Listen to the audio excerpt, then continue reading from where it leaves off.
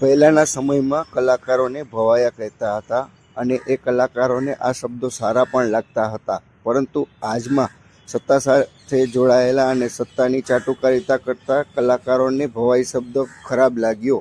જુઓ શું થયું.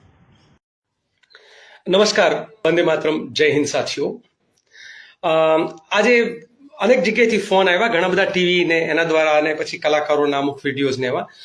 મોરબી અને ટંકારામાં મેં મારા ભાષણ દરમિયાન જે અદાણી ગુજરાતી, અંબાણી ગુજરાતી એ મુદ્દાને લઈને મેં જે ભાષણ કરેલું, એ સમગ્ર ભાષણમાં હું જ્યારે એમ કહેતો કે ભાઈ આ પ્રકારની એક છે ને કે ભવાઈ કરે છે, અને ભવાઈને ઘણા લોકો એવું માને કે ભવાઈ પણ આપણે ત્યાં એક છે કે ભાઈ તમે બે જણ વચ્ચે બહુ વિવાદ થાય, તમે કે મુખને રામાયણ, એનો મતલબ આપણે રામાયણને ગાળ નથી દેતા. બે ભાઈઓ, બે પરિવાર વચ્ચે કંઈક ઝઘડો થાય તો કે મહાભારત સર્જાણું, તો આપણે મહાભારતને ગાળો નથી દેતા, કારણ કે એ શબ્દ પ્રયોગ છે. એમ જ્યારે કોઈ પણ હદ વખરના વખાણ કરે અથવા ન હોવાનો દેખાવ કરે ત્યારે આપણે ભવાઈ કરી એવું પણ કહેતા હોય છે, કારણ કે કલા છે. અને હું પોતે જે છે એ 90 થી 2000ના ગાળામાં અનેક જગ્યાએ બહેનોના મુદ્દા ઉપર, જમીનના અધિકારના મુદ્દા ઉપર જે છે એ રંગમંચમાં રંગલાના પાત્રમાં મેં કામ કર્યું છે, સૂત્રધારના પાત્રમાં કામ કર્યું છે. એટલે કોઈ કલાકારને હું કોઈ દિવસ ગાળ દઈ પણ ના શકું. અમે અનેક ગીતો ગાઈએ છીએ, ખેડૂતોના, પશુપાલકોના, આદિવાસી દલિતો ઉપર થતા અત્યાચારોના, અનેક જગ્યાએ લોકોના હક માટેના ગીતો ગાઈએ છીએ. અમારી આખી ટીમ છે, એટલે હું કોઈ દિવસ કલાકારો વિશે કોઈ અઘટિત બોલી જ ના શકું. પરંતુ ત્યાં ઉતાવળમાં, એટલે કે ને ભાષણના એક આક્રોશમાં મારે એમ ભવાઈ શબ્દ કહેવું હતું, એની પહેલા એક શબ્દ જે બોલાઈ ગયો કે જે મારા સંસ્કારમાં નથી, અને એના વિશે મેં સ્ટેજથી ઉતર્યા પછી તરત મારું ધ્યાન ગયું કે હું આવું બોલાયું. અને આમ તો તમે સ્ટેજ ઉપર જ તમે જોશો તો જેવું હું એ શબ્દ બોલ્યા પછી તરત જ ભવાઈ શબ્દોનો મેં ઉપયોગ કર્યો. એટલે કોઈએ પણ જે છે એ બેસતી ભાગડી આપણે કહેવાય ને એમ ન પહેરી લેવી, એમ કોઈએ બેસતી ટોપી પણ ફિટ બેસતી ન પહેરી લેવી.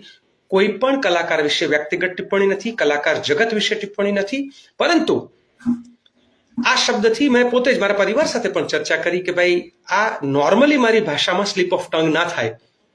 અને અગાઉ હું જે પણ બોલ્યો છું એ બહુ જ જોઈ વિચારીને સમજીને બોલ્યો છું. અહીંયા એક શબ્દ સ્લીપ ઓફ ટંગ થયો કે જે મેં તરત જ સુધાર્યો, અને એનું મને પોતાને ખેદ છે, મને પોતાને દુઃખ છે કે મારાથી આવો શબ્દ કેમ બોલાણો.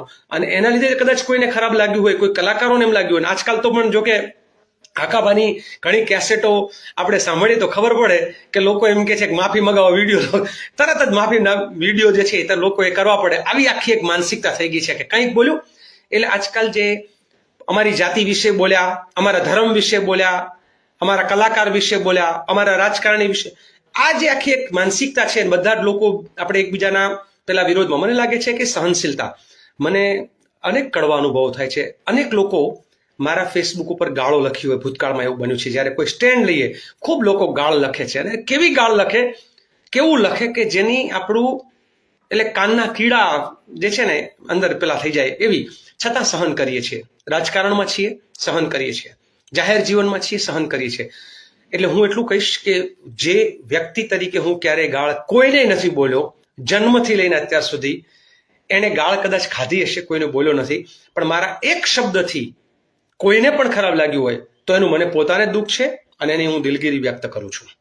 આ સાથે મારે બીજું એ પણ કહેવું છે કે મોકો છે, વિવાદ થયો છે, તો જરા દરેક કલાકાર જગતને મારી એક વિનંતી છે કે તમને કુદરતે સરસ મજાનું ગળું આપ્યું છે, કોકિલ કંઠ આપ્યો છે, તમને સરસ્વતીએ એવો શબ્દ જે કહે ને એની ગિફ્ટ છે, કુદરતની એક ભેટ છે તમને, તો તમે માત્ર ને માત્ર જે ઉદ્યોગપતિઓ પૈસા પાત્ર જે છે એની જ બહુ જ બધા વખાણ કરો ને એવું બધું કરો, પરંતુ અરે ક્યારેક કરો આપણે સારા પૈસાવાળા હોય કે જે જાહેર જનતા માટે બહુ જ દાન પુણ્ય કરતા હોય તો એના વખાણ પણ કરવા, પરંતુ જે ગુજરાતના ગરીબોની જમીનો લૂંટતા હોય, ગુજરાતની ગાય માતા જેને આપણે માતા કહીએ છીએ એના ગૌચરો લૂંટતા હોય, જેને ગુજરાતના અનેક જગ્યાએ ખેડૂતોના ખેતર ઉપર અને આમ તો કહેવાય તો ખેડૂતની છાતી ઉપર જેણે વીજપોલ સાવ સસ્તા ભાવે નાખી દીધા હોય, એ લાખો કરોડોની કમાણી કરે અને કોઈકના રોટલા રજડાવી દે, ત્યારે તમે અવાજ ના ઉઠાવો તો ન ચાલે. આવા લૂંટારાઓની સામે તમારો અવાજ આવવો જોઈએ. અને એનું કારણ છે, ઘણા લોકો એમ કે તમે કલાકારોને કહો છો કે તમે બોલો, એટલા માટે કે ભાઈ તમારી પાસે આશા છે, તમારી પાસે અપેક્ષા છે. તમારી પાસે આશા અને અપેક્ષા ના હોય તો તમને કોઈ જ ના કે, કશું જ ના કે. જેની પાસે આશા ના હોય એને ન કહી શકાય. તમારી પાસે એટલા માટે આશા છે કે તમે અનેક લોકોના હીરો છો, તમે અનેક લોકોના વોટ્સઅપના ડીપી છો, તમે અનેક લોકોના ફેસબુકના જે છે એ સ્ટેટસ છો, તમે અનેક લોકો જે છે એના માટે એ એવા આદર્શો તમને જોઈને લોકો તમારા જેવા વાળ રાખે છે, તમારી જેવી સ્ટાઇલ કરે છે, તમારા જેવા આમ એક્ટિંગ કરે છે. તમે એ લોકોના જ્યારે હીરો હોય અને જ્યારે હીરો ભૂલ કરે, હીરો ખોટું કરે ત્યારે લોચો પડે. અને એટલા માટે હું એમ કહું છું કે તમને આપેલી શક્તિ, તમને જે કુદરતની ગિફ્ટ મળી છે એનો ઉપયોગ જે છે એ ક્યાંક જસદણની બેન દીકરી ઉપર જ્યારે બળાત્કાર, નાની 9 વર્ષની દીકરી કે એનાથી પણ નાની ઉપર એ રેપ થાય ત્યારે એકાદો અવાજ ઉઠાવો. ક્યાંક કોઈક દીકરીને બેરમીથી મારી નાખવામાં આવે, સુરતમાં જાહેરમાં ગળું જે છે એનું આમ કાપી નાખવામાં આવે ત્યારે તમે અવાજ ઉઠાવો. ક્યાંક કોઈ ખેડૂતોની જમીનો એ ગુંડા લૂંટારાઓ લૂંટી જાય અને એની ઉપર અત્યાચાર કરે ત્યારે અવાજ ઉઠાવો. ક્યાંક ઉનાની અંદર એ દલિતો ઉપર અત્યાચાર થાય ત્યારે તમે અવાજ ઉઠાવો. ક્યાંક કશેક નલિયા કાંડ સર્જાય ભોળી બેન દીકરીઓ સાથે અને કોઈ ચોક્કસ પાર્ટીના લોકો એ નધમ કૃત્ય કરે તો ત્યારે અવાજ ઉઠાવો. તમે અવાજ ઉઠાવશો તો એ ગુજરાતની જનતાનો અવાજ થશે. અને એટલા માટે મારું એક સૂચન અને એ વિનંતી આ જાહેર માધ્યમથી, અને ત્યારે પણ કે હે કલાકારો, તમને મળેલી કલા જે છે એનો ઉપયોગ કોઈક ગરીબના આંસુ લૂછવા માટે વપરાય, કોઈક ભૂખ્યાના ભોજન માટે વપરાય, કોઈક તરસ્યાના જળ માટે વપરાય. માત્ર ને માત્ર અદાણી ગુજરાતી, અંબાણી ગુજરાતી આ તો એક છે. અને આવા અનેક જગ્યાએ હું તો કહીશ, હું એવું નથી કહેતો કે માત્ર કોઈકે મને પૂછ્યું તમે કલાકારનું નામ આપો. આમાં કોઈ એક કલાકાર જવાબદાર છે જ નહીં. આખી એક સિસ્ટમ જવાબદાર છે, આખી એક માર્કેટ જવાબદાર છે. અને એ માર્કેટ સિસ્ટમ જે છે એ બધાને ફોર્સ કરે છે કે જેનું છે, જેની પાસે ખૂબ છે એનું ગાવું. ગાવું એટલે હું પણ માનો કે કોઈના વખાણ કરું તો ગાવું કહેવાય. પાછા ગાયક કલાકારો આને પોતાના ઉપર ના લઈ લે. એટલે માત્ર એના જ વિશે વાતો કરવી. ક્યાંક તમે જુઓ ને ગુજરાતમાં 30,000થી વધારે મકાનો ઉપર બુલડોઝર ફરી વળ્યું છે. 125 વર્ષથી રહેતા એ કેશવનગરના ઠાકોરોના ઘર ઉપર બુલડોઝર ફર્યું છે.